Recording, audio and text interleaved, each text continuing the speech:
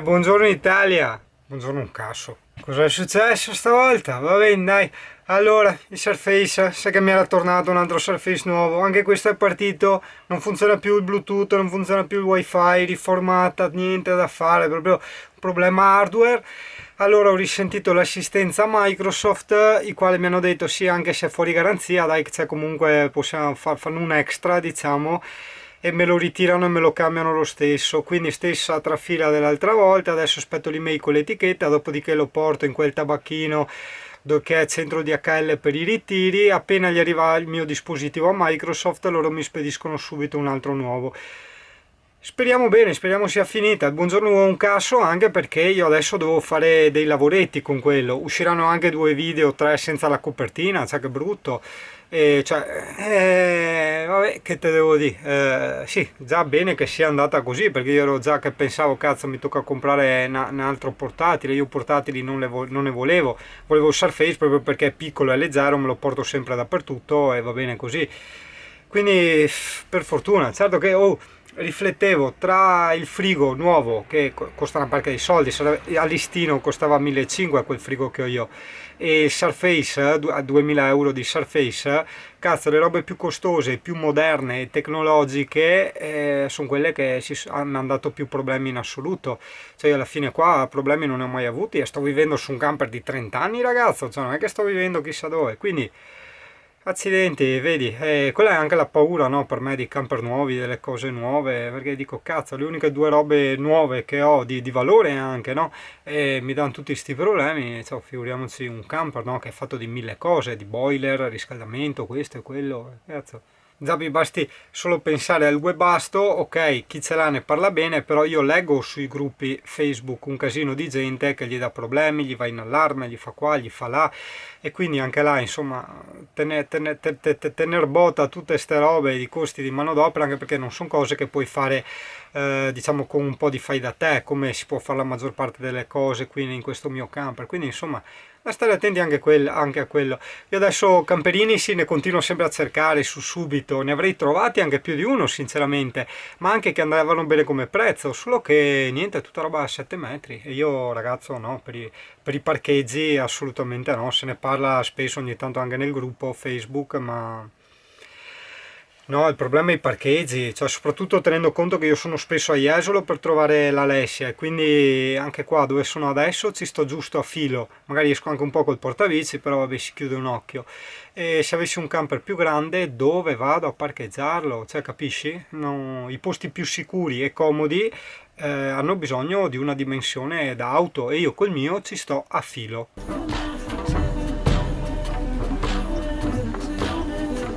Buongiorno Italia, sì, voleva salutare anche il CP, digli buongiorno anche dal CP, eccolo là, sì, che ha sentito il buongiorno Italia, ha detto no, il buongiorno un cazzo lo dico io, vengo io davanti a dire buongiorno un cazzo.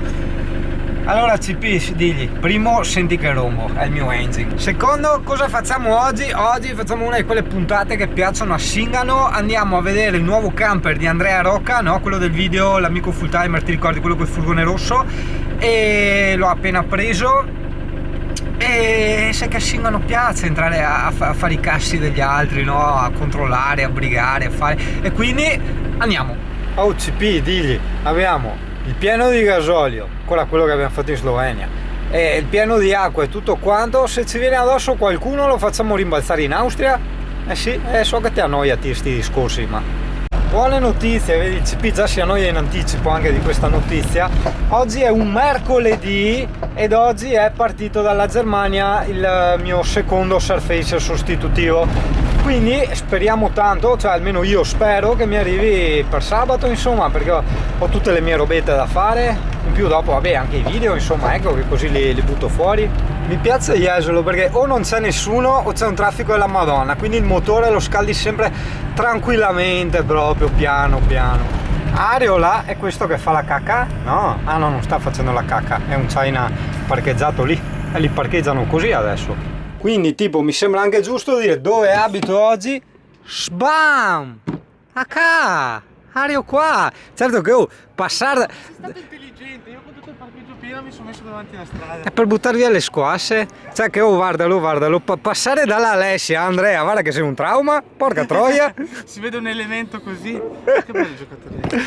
Ciao Tewina! Le Puntine del Mondo è un canale a cui piace tanto recensire i camper, però siccome Le Puntine del Mondo è anche un canale un po' singano, no? Giustamente va a recensire i camper usati, perché alla fine secondo me alla maggioranza delle persone è quello che interessa, no? Perché la maggior parte dei camperisti, o soprattutto, no? Magari chi si affaccia la prima volta, la prima esperienza, no? Con sti camper, giustamente va a scegliersi un usato, quindi iniziamo già a vedere un po' tutto il parco usato.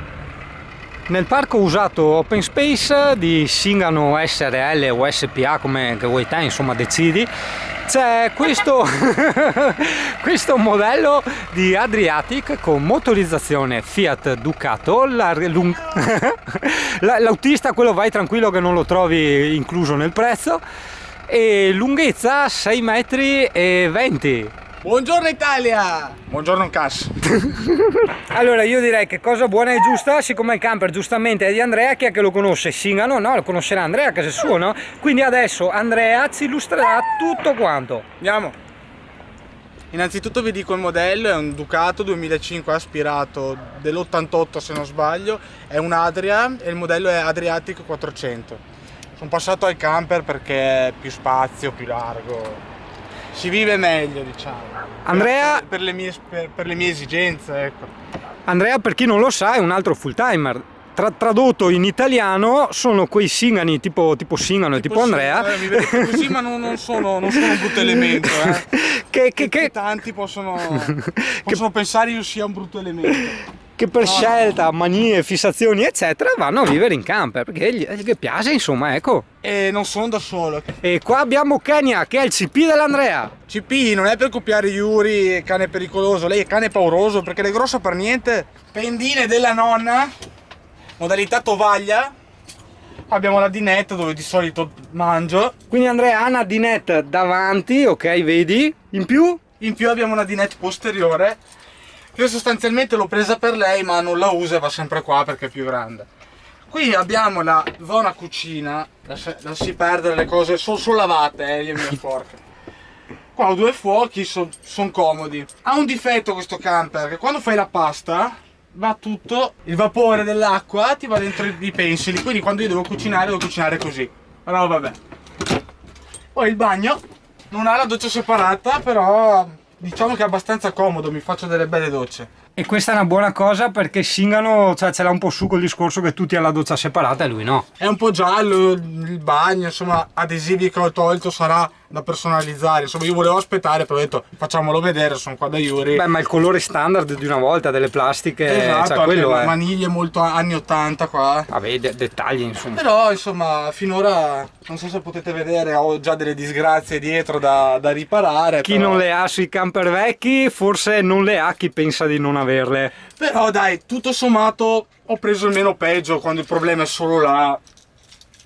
I soldi l'ho pagato 4.000 euro. Erano partiti un po' più altini, siamo scesi. Con 4.000 euro penso di aver preso, insomma, data la mia esperienza, comunque avevo il furgone, poi precedentemente avevo un altro camper, diciamo ho preso il meno peggio, poteva andare peggio, il motore va bene, sì, se uno sa il fai da te non è vero che i mezzi vecchi non vanno bene, se sai un po' di fai da te con 4.000-5.000 euro ti trovi il meno peggio e ti ripari quelle piccole cose che ci sono da riparare. Non mi lamento, a parte il frigo che io ce l'ho su quei trivalenti e fatalità è l'unica cosa che non funziona bene su questo camper, però dai, sono contento e speriamo di vederci in strada, insomma.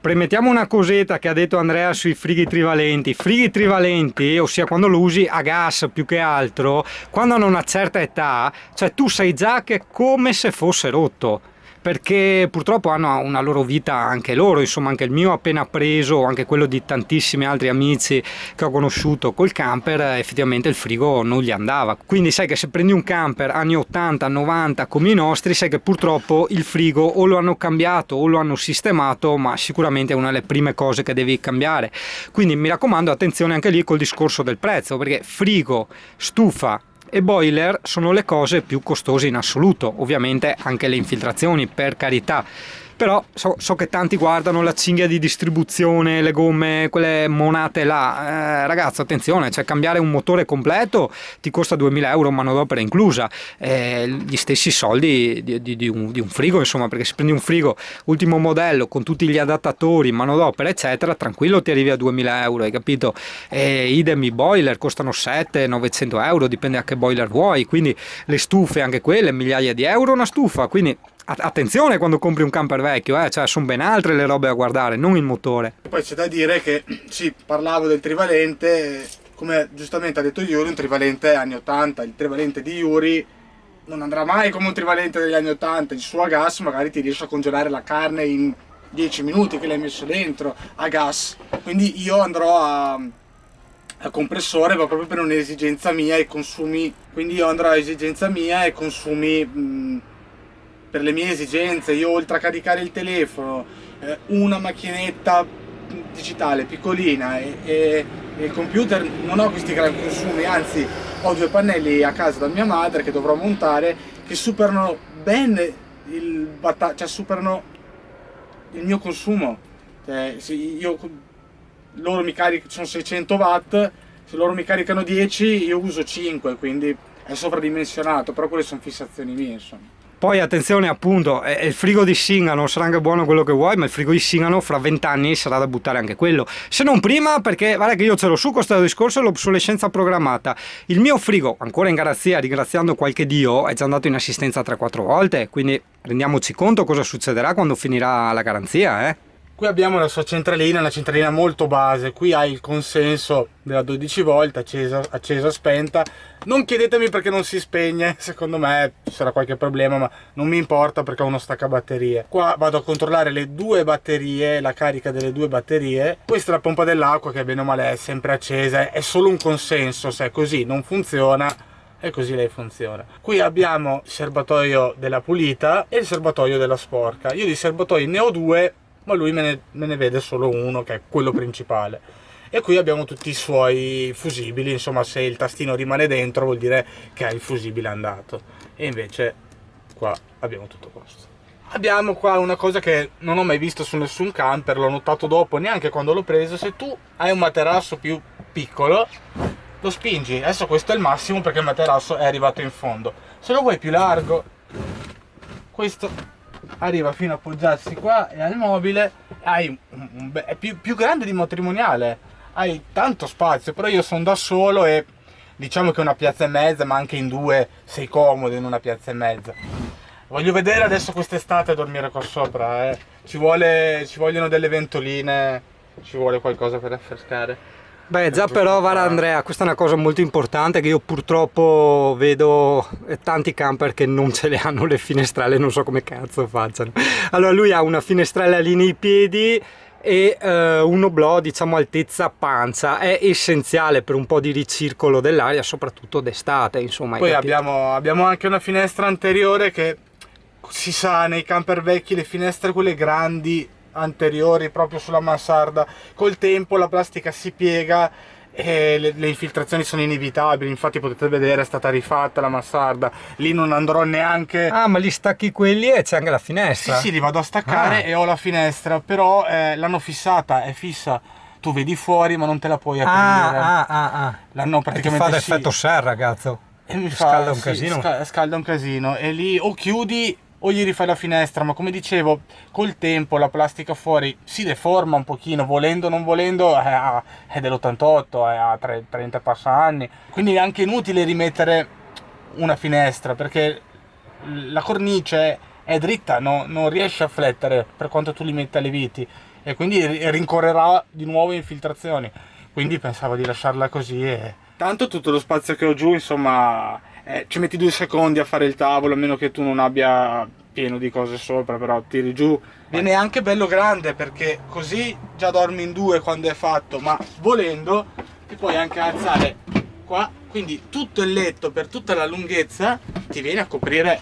Cioè, ragazzi, è matrimoniale quasi. Adesso non so le precise misure, però sì, certo, il tavolo arriva qua, poi ho un'altra asse dentro il gavone da mettere qua e mi copre tutto. Però cioè, vi assicuro che finora non mi è servito, serve se hai ospiti, se fai dormire qualcuno, ma in conclusione allora lo consiglierei per se uno ha bambini o vuole insomma tanto spazio in 6 metri, sono precisamente 6 metri e 11. Secondo me, almeno per il mio utilizzo, va benissimo. Io l'avevo presa per il cane, non la uso tanto, ma se uno ha dei bambini, i genitori possono dormire in mansarda e qua ci dormono 2 persone, le altre 2. Cioè parliamo di 6 persone che dormono, infatti è omologato 6 viaggio, 6 letto. Tanti camper nuovi li trovi 5 viaggio, 6 letto. E scusa, l'altro cosa deve fare? Vi deve aspettare in campeggio? Va con la macchina e poi dorme in camper. Una cosa che non mi è piaciuta e mi sta proprio qua e dovrò fare una modifica è quello che dicevo degli armadietti, perché quando vado a fare la pasta mi fa veramente tanta condensa dentro l'armadio e secondo me è stata causa anche quello di infiltrazioni. È proprio lì è studiato male, perché vi faccio vedere. Quando io vado a cucinare la pasta, che sia qua o qua, anche perché io ho un pentolone abbastanza grande, il vapore va qua, se lo metto qua il vapore va qua, entra e mi passa dentro e mi crea qua dentro tutta una sorta di appunto falacquetta, no, sul muro. Loro hanno messo una ventola, ma la ventola, ragazzi, è qua. Se io ho la pasta qua non tirerà mai su, quindi secondo me questo lato è stato proprio studiato male. Ho le luci, è comodo, tutto quello che vuoi, però è stato studiato male. Quindi Adria 400, se qualcuno gli piace, pensa di prenderlo come prima esperienza, va bene, ma fate una modifica a questa ventola, perché rischiate insomma che vi rovini i mobili per cosa? Per della pasta che cucinate, quindi insomma questo è quanto.